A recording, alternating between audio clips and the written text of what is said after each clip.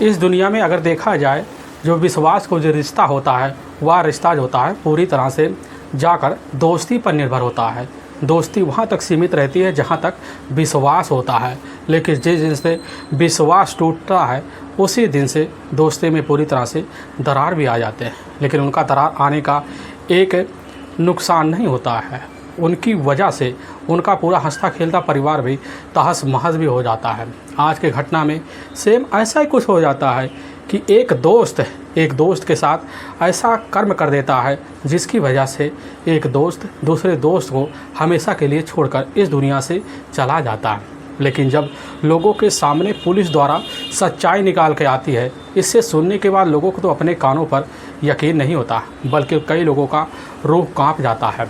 आखिर क्या था इस घटना में क्या हुआ, इस घटना की आप पूरी तह तक सच्चाई जानने के लिए इस वीडियो को आप लास्ट तक जरूर देखिएगा। नमस्कार दोस्तों, मैं प्रदीप कुमार आपको इस टेढ़ीबाज चैनल पे मैं स्वागत करता हूं। दोस्तों, आज की यह जो सच्ची घटना है, यह घटना सुनाने से पहले मैं आपसे छोटा सा रिक्वेस्ट करना चाहता हूं, क्योंकि आप अगर हमारे चैनल पर नए आए हैं और पहली बार आए हैं तो एक बार जाकर हमारे चैनल को आप ज़रूर सब्सक्राइब कर दीजिए, ताकि जल्द यह चैनल ग्रो हो सके और यह वीडियो काफ़ी लोगों तक पहुंचाया जा सके। क्योंकि यह जो आज का वीडियो है और जो आज की स्टोरी बन रही है, यह काफ़ी इम्पोर्टेंट होने वाली है, इसीलिए काफ़ी लोगों तक पहुंचाना अनिवार्य है। यह घटना है उत्तर प्रदेश का एक जाना माना ज़िला पड़ता है जौनपुर, जिसको पूर्वांचल में लोग जौनपुर के नाम से जानते हैं।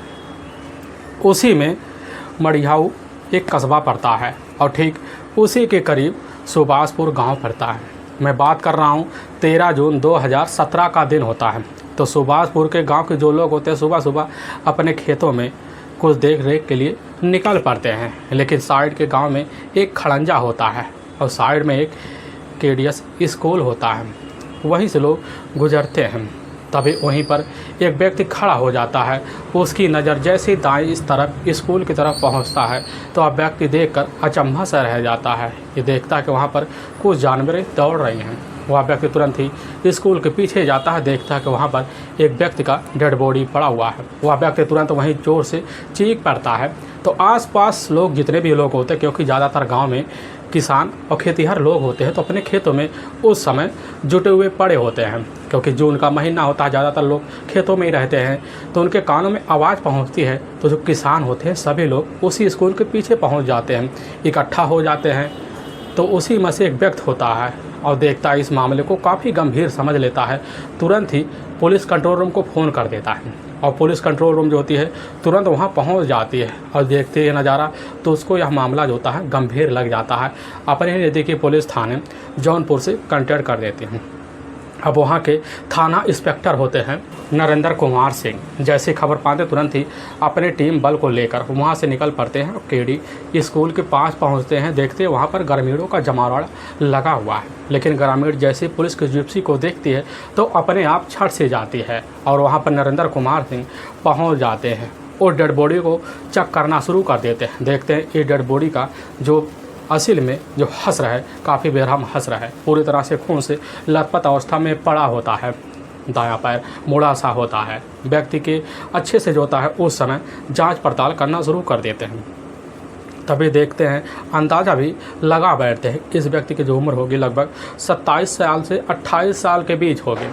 और यह मामला देखकर वहाँ थाना जो इंस्पेक्टर होते हैं अब नरेंद्र कुमार सिंह को काफ़ी गंभीर लग जाता है। इसीलिए अपने से बड़े अधिकारी साथ में जौनपुर के जो एसपी होते हैं उनको भी सूचना भिजवा देते हैं और सूचना सबको भिजवाने के बाद पुलिस की टीम इधर जांच पड़ताल के लिए लग जाती है। तो गांव के जो लोग होते हैं कुछ आपस में चर्चे कर रहे होते हैं। नरेंद्र कुमार सिंह उनसे पूछना शुरू कर देते हैं क्या कोई इस व्यक्ति को जानता है। तो वहां पर जितने भी खड़े लोग होते हैं वह इस व्यक्ति को काफ़ी ध्यान से देखते हैं, लेकिन पहचानने से इनकार कर जाते हैं। अब नरेंद्र कुमार काफ़ी अचंभा रह जाते हैं कि आखिर अनजान व्यक्ति की हत्या लाकर यहाँ कैसे कोई कर सकता है, क्योंकि गाँव में ज़्यादातर सुबह शाम बाहर ही घूमते रहते हैं।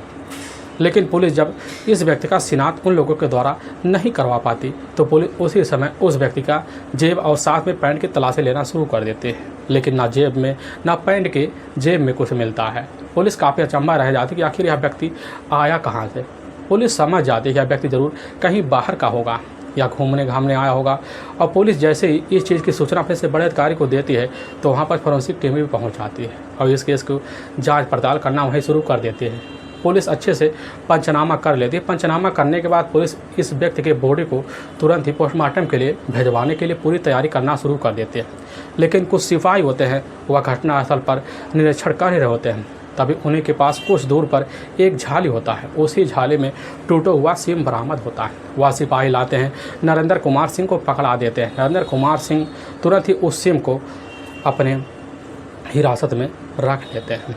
इधर पंचनामा करने के बाद उस व्यक्ति के बॉडी को तुरंत ही अपने नज़दीकी सरकारी अस्पताल में पोस्टमार्टम के लिए भिजवा देते हैं। भिजवाने के बाद पुलिस की टीम अपने थाने लौट आती है और अज्ञात आरोपी के विरुद्ध धारा 302 के तहत हत्या का मुकदमा दर्ज कर लिया जाता है। अब इस केस को छानबीन करने के लिए पुलिस जो होती है काफ़ी कड़ी टीम बैठा देती है। सभी टीमें इस केस की छानबीन करने के लिए लग भी जाती है कि आखिर यह व्यक्ति था कहाँ का और आया कहाँ और कैसे आया था। पुलिस सोचने लग जाती कि हो सकता है व्यक्ति कहीं बाहर का अगर होगा तो यहाँ गांव को कोई जान पहचान का ज़रूर होगा। लेकिन पुलिस के पास एक जो छोटा सा क्रू मिला हुआ था वह छोटा टूटा हुआ सिम मिला हुआ था। इसीलिए पुलिस उस नंबर को निकालती है। उस नंबर को निकालने के बाद सर्विलांस की मदद से उस नंबर का पूरा कॉल डिटेल, सब नाम पता सब निकाल जाता है। और पुलिस के सामने जैसे ही नाम निकल के आता है पता चलता है कि इस मरने वाले जो व्यक्ति होता है, जो सिम पे नाम दर्ज होता है, वह होता है पंकज, जो असल में महाराष्ट्र के ही गढ़चौली के ही देसाई कस्बा पड़ता है। उसी के पास तुलसी गांव पड़ता है। उसी का मूल निवासी होता है पंकज।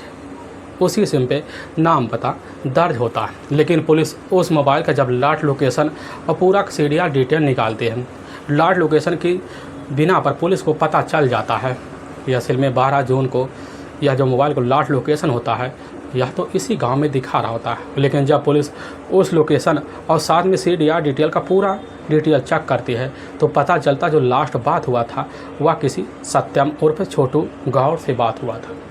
पुलिस आशिकी जानना चाहते थे कि यह सत्यम उर्फ छोटू गौड़ है कौन। और इसी फिराक में पुलिस लग भी जाती है तो पता चल जाता है कि छोटू फूलपुर कस्बा का ही एक करियाव गांव पड़ता है। उसी गांव का रहने वाला होता है। इसीलिए पुलिस बिना देरी किए सबसे पहले उसके पास ना पहुंचकर पुलिस एक नया चाल चलना शुरू कर देती है। पुलिस सोचने लग जाती है सत्यम को ऐसा पकड़ा जाए कि सत्यम को भनक भी न लगे। और इसीलिए पुलिस जो थी सत्यम का सबसे पहले जो मोबाइल होता है उसको सर्विलांस पे लगा देती है ताकि उसी के द्वारा सत्यम तक पहुंचा जा सके। और जब पुलिस उसके मोबाइल को सर्विलांस पे लगाती है तो पूरी टीम उसी सर्विलांस की मदद से सत्यम के पीछे लग जाती है। लेकिन तभी दूसरे दिन का वही शाम का टाइम होता है। सत्यम का जो मोबाइल नंबर का जो लास्ट लोकेशन होता है उस समय दिखा रहा होता है उसी फूलपुर के ही इटाई बाज़ार पड़ता है और थोड़ी दूर पर एक नहर पड़ता है, बड़ा सा नहर। वहीं पर एक पुल होता है। पुलिस की टीम जैसे पता पाती है कि उसी पुल पर सत्यम उर्फ छोटू गौड़ का मोबाइल नंबर का लास्ट लोकेशन दिखा रहा तो पुलिस की टीम बिना देरी किए उसी जगह पर पहुंच जाती है। पुलिस की टीम देखती है कि उसी जगह पर एक महिला खड़ी हुई है और साथ में उसी के बगल एक व्यक्ति खड़ा हुआ है। तीनों के हाथ में झोले होते हैं। पुलिस तुरंत ही उनको धर दबोचती है और उनको साथ में अपने थाने ले आती है। पुलिस जब उन तीनों से उनका नाम पता पूछने लग जाती है तो उधर जो होता है सत्यम अपना नाम स्वीकार कर लेता है। लेकिन वह कहने लग जाता है हमारा दोस्त है संदीप गौड़, हमारे ही गाँव का रहने वाला है। पुलिस पूछने लग जाती है कि आखिर यह युवती कौन है। और जैसे पुलिस को यह सत्यम देखता तो वहाँ थर थर काँपना शुरू कर देता है। पुलिस के सामने कहने लग जाता है कि साहब यह रूपाली है। अब पुलिस जैसे उस नाम को सुनती कहने लग जाती है कि यह रूपाली है कौन। वह कह देता कि साहब असल में जो वह व्यक्ति आपको मिला हुआ था 13 जून को वह कोई और नहीं था, वह रूपाली का ही पति होता है पंकज। और पुलिस जैसे यह बात उधर सत्यम के द्वारा सुनती है, सुनने के बाद पुलिस के सामने तीनों अपना जुर्म में होता है। इधर अब पंकज की हत्या का कबूल कर लेते हैं। लेकिन पुलिस के सामने जो दिल भरी एक कहानी लाते हैं, इससे सुनने के बाद पुलिस का तो कलेजा हिल सा जाता है। महाराष्ट्र का जाना माना शहर पड़ता है गढ़चौली और उसी का देसाई कस्बा पड़ता है। उसी का एक गांव लगता है तुलसी। उसी गांव के रहने वाले होते हैं पंकज जो होता है अपने ही घर में रहकर अपने माता पिता के साथ अपनी जीवन अच्छा से व्यतीत कर रहा होता है। लेकिन जैसे ही पंकज की पढ़ाई पूरी हो जाती है तो उसी बीच अपनी नौकरी की तलाशी करना शुरू कर देता है, लेकिन उसके हिसाब से उसको नौकरी नहीं मिलता है। इसीलिए उसके कुछ अपने करीबी दोस्त होते हैं जो पास रहकर अपने ही इलाके में जाकर नाच गाना किया करते थे। उन्हीं के साथ जाकर वह पार्टी में शामिल हो जाता है और नाच गाना, यहाँ तक कि वह नाचना भी पंकज अच्छे से सीख लेता है और उसके बाद थोड़े बहुत वहाँ पैसे आने लगते हैं। लेकिन पंकज के पिता जैसे ही पता पाते हैं कि हमारे बेटा अब खुद अपने पैरों पर खड़ा हो चुका है, तो इसी बीच पंकज की शादी कराने के लिए फैसला लेते हैं। लड़की की तलाशी करते हैं, पता लगता हमारे ही मोहल्ले के पास एक जाना माना इलाका पड़ता है। उस इलाके की रहने वाली है रूपाली, और जैसे ही पता पाते हैं पंकज के पिता तुरंत ही पंकज की जो शादी होते जाकर रूपाली के साथ कर देते हैं। रूपाली देखने में काफ़ी खूबसूरत भी होती है और चंचल भी, हट की डाट की भी तगड़ी से होती है। लेकिन पंकज जैसे इधर रूपाली की खूबसूरती देखता है तो अपने घर में मोहित सा हो जाता है। उसकी अपने घर में काफ़ी इज्जत सा करता है, काफ़ी दोनों प्यार से अपनी ज़िंदगी बिताना शुरू कर देते हैं।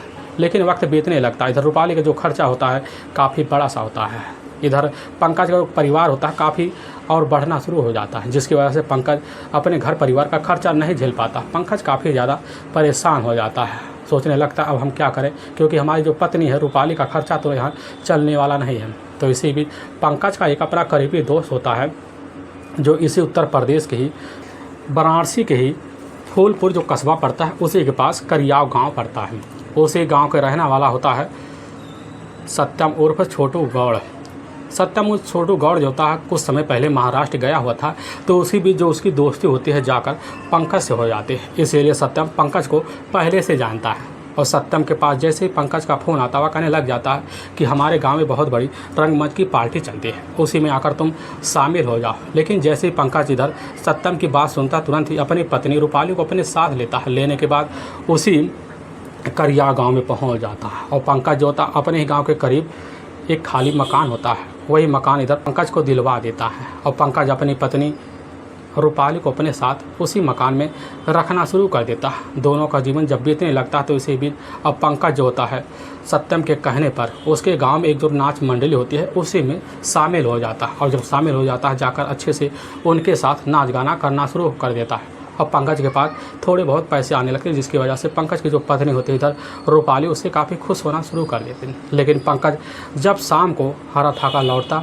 तो वह जल्द से अपना चारपाई पकड़ लेता, अपनी पत्नी के सामने जल्द सो जाता, जिसकी वजह से रूपाली जो होती है काफ़ी चिड़चिड़ापन दिखाना शुरू कर देते हैं, क्योंकि रूपाली का जो पति होता पंकज आए दिन उसके साथ दगा सा दे जाता, जिसकी वजह से शारीरिक सुख काफ़ी ज़्यादा वंचित हो जाते हैं। लेकिन इसी बीच अब पंकज का जो दोस्त होता है उसी करियाव गाँव का सत्यम का अब इधर पंकज के घर काफ़ी आना जाना बन जाता। लेकिन जैसे सत्यम की जो नज़र होती है जाकर रूपाली के ऊपर पड़ती है, देखने के बाद एक ही नज़र में इधर सत्यम दीवाना सा हो जाता है, क्योंकि रूपाली देखने में काफ़ी खूबसूरत भी होती है और चंचल भी होती है, हट की टाट की अच्छी होती है, बोलने में एक नंबर की होती है।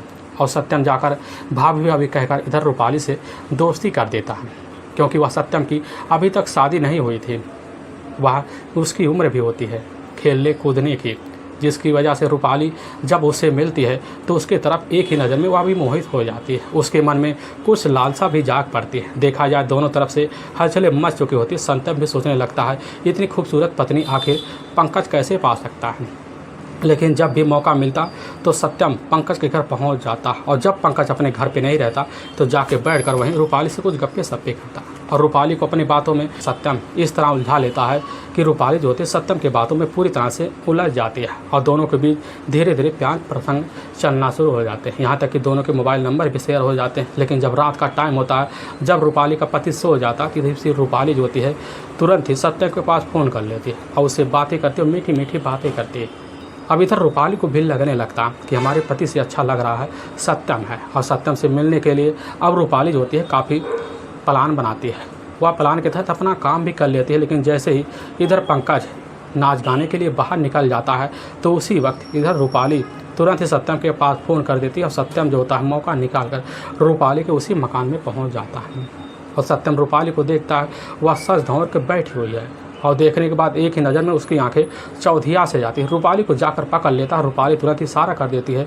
करने के बाद रूपाली उसको पकड़ कर अपने उसी बेडरूम में ले जाती है और उसके साथ वहीं संबंध बना देते हैं। लेकिन संबंध का जो तृप्ति होता है रूपाली जब पाती है तुरंत अपने पति इधर पंकज को भूल से जाती है। वह कहने लग जाती है कि आज के बाद हमारा तुम ही पति हो। अब उसी दिन से अपने पति को भूल कर अपने पति का सारा करा धराया सब सामने रख कर उसी दिन से अब सत्यम के साथ रिश्ता रखना शुरू कर देती है। अब जो रिश्ते का जो सिलसिला होता है बेधड़क रूपाली और सत्यम का चलना शुरू हो जाता है।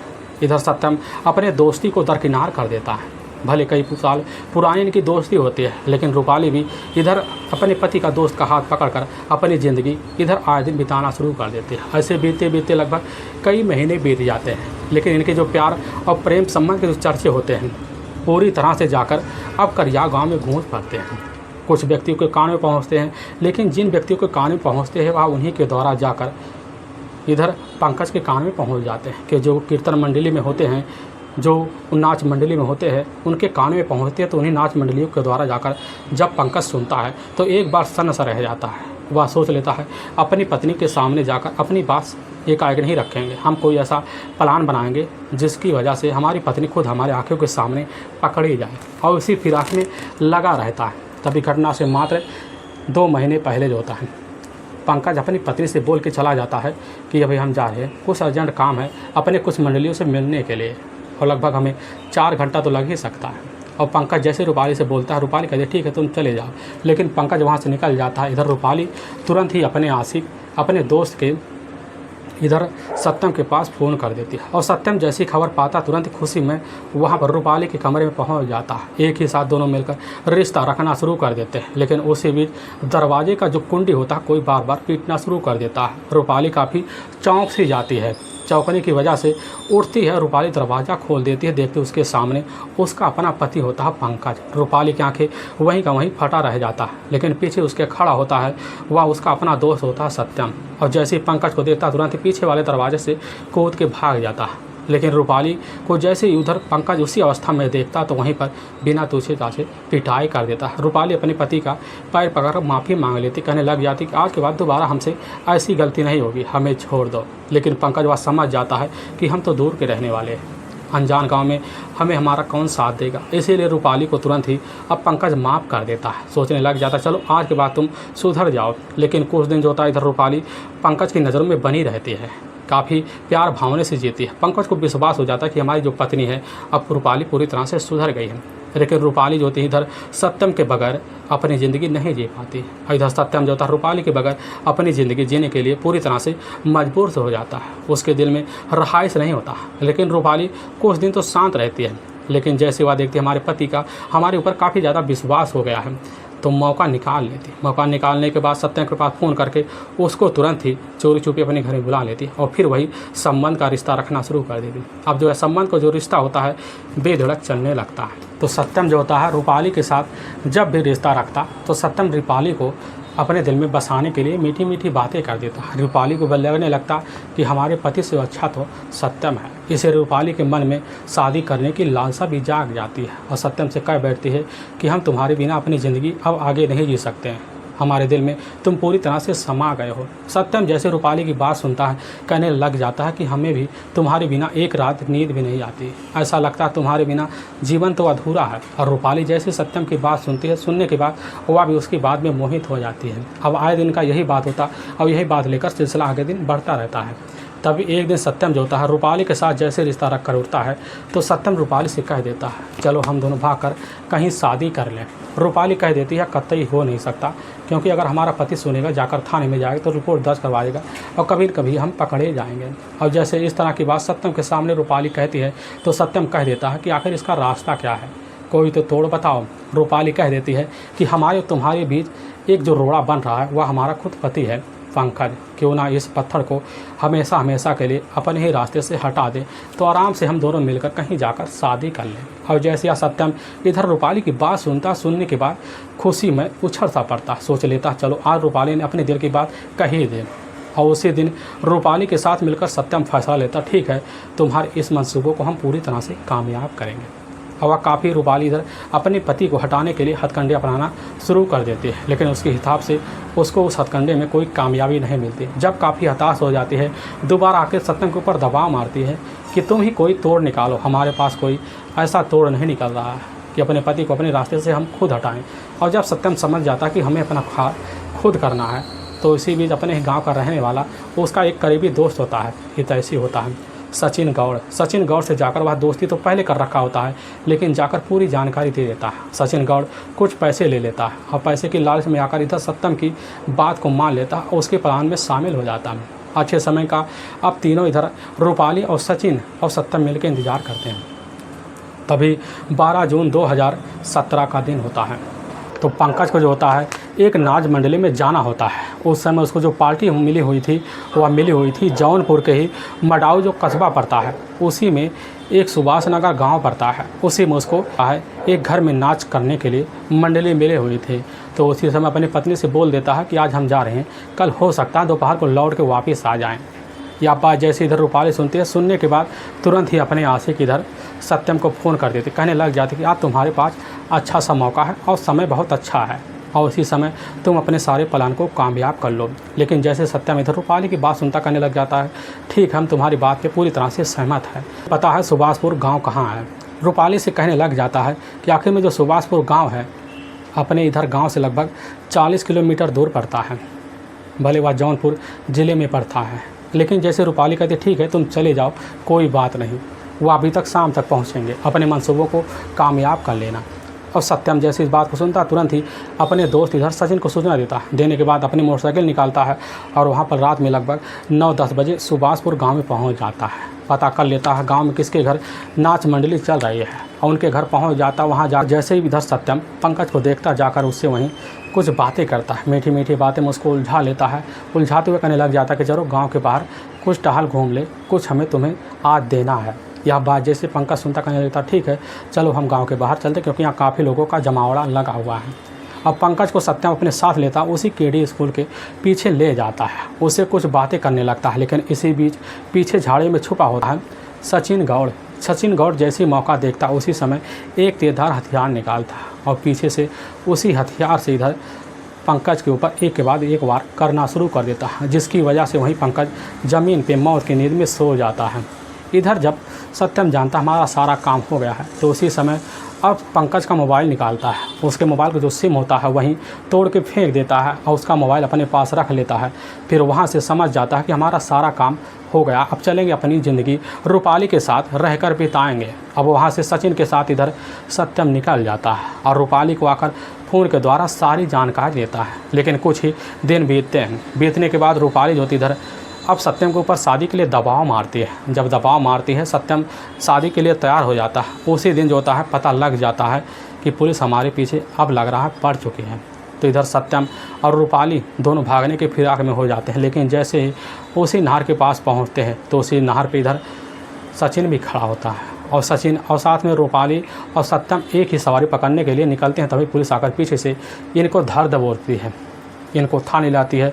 लेकिन वाकई में दोस्तों पुलिस के सामने जो सच्चाई निकल के आता है, इससे सुनने के बाद पुलिस का तो कलेजा थर थर काँपना शुरू कर देता है कि आखिर एक दोस्त अपनी फ़ायदे के लिए कितनी हद तक गिर सकता है। लेकिन पुलिस की जो टीम होती है इन तीनों को ले जाती है, वहाँ के ही पास जो कोर्ट होता है उसी में पेश कर लेती है। इन तीनों के ऊपर काफ़ी गंभीर धारा में मुकदमा दर्ज करके और नामजद आरोपी का इनके ऊपर वही मुकदमा दर्ज करके ले जाकर एक लंबी धारा में सज़ा के तौर पर हमेशा के लिए जेल में डाल दिया जाता है। दोस्तों हमें इस घटना का सुनाने का उद्देश्य किसी को परेशान करना नहीं है, ना ही किसी के दिल को ठेस पहुंचाना है, बल्कि आपको यह बताना है कि आप जहां भी रहें आप सावधान और सतर्क ज़रूर रहें। दोस्तों अगर आपको यह वीडियो पसंद आ रहा है तो इस वीडियो को आप ज़्यादा से ज़्यादा शेयर कर दीजिए और लाइक कर दीजिए, ताकि यह चैनल ज़्यादा से ज़्यादा लोगों तक पहुँचाया जा सके। फिर मिलेंगे नेक्स्ट वीडियो लेकर, तब तक के लिए जय हिंद और जय भारत। दोस्तों हमारी वीडियो में कुछ हमारे अच्छे से व्यूअर हैं जो कमेंट करते हैं, उनका हम आज नाम लेना चाहते हैं। जिसमें पहला नाम है उत्तर प्रदेश का ज़िला पड़ता है अम्बेडकर नगर, उसी के करीब एक इलाका पड़ता है बसखारी, वहीं के रहने वाले होते हैं दिनेश यादव। उन्होंने हमारे वीडियो को काफ़ी ज़्यादा सपोर्ट किया। और एक व्यक्ति और है जो आजमगढ़ के रहने वाले हुए लाल सिंह, वह भी हमारे वीडियो को काफ़ी ज़्यादा से देखते हैं और लाइक भी करते हैं, जिसके लिए हम दोनों का काफ़ी ज़्यादा आभारी हैं। एक और हमारे व्यूअर जो मध्य प्रदेश के हैं रामलाल, वह भी काफ़ी ज़्यादा हमारे वीडियो को देखते यहाँ तक शेयर करते हैं। जो भी व्यूअर हमारे वीडियो को देखते हैं वह वीडियो में जाकर एक बार अपने नाम का कमेंट कर दें, ताकि अगले वीडियो में उनका नाम हम ज़रूर ले सकें, और इसके लिए हम आपके बहुत आभारी रहेंगे।